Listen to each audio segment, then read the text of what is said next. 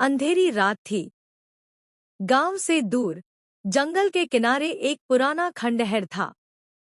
लोग कहते थे कि वहां कभी मत जाना, क्योंकि वहां कुछ अनदेखा और भयानक रहता था। एक दिन राहुल और उसके दोस्त ने जिज्ञासा में उस खंडहर में जाने का निर्णय लिया। वे चारों टॉर्च लेकर अंदर गए। खंडहर के अंदर की हवा ठंडी और भारी थी। चारों ओर सन्नाटा था, बस उनके कदमों की आवाज गूंज रही थी। अचानक एक दरवाजा अपने आप चरचराते हुए खुला। सभी चौकन्ने हो गए।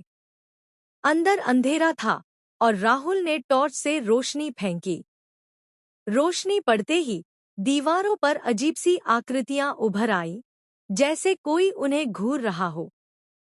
डर उनके चेहरों पर साफ दिख रहा था, लेकिन उन्होंने आगे बढ़ने का साहस किया।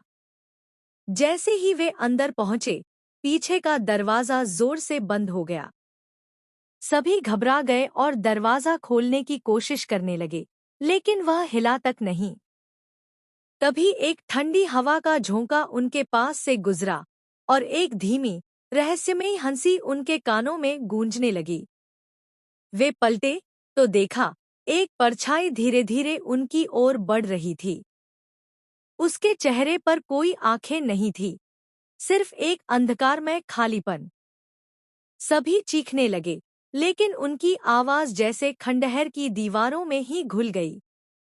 अगली सुबह गांव वालों ने सिर्फ उस खंडहर के बाहर 4 जली हुई टॉर्चें और जमीन पर उकेरी हुई डरावनी निशानियां पाईं।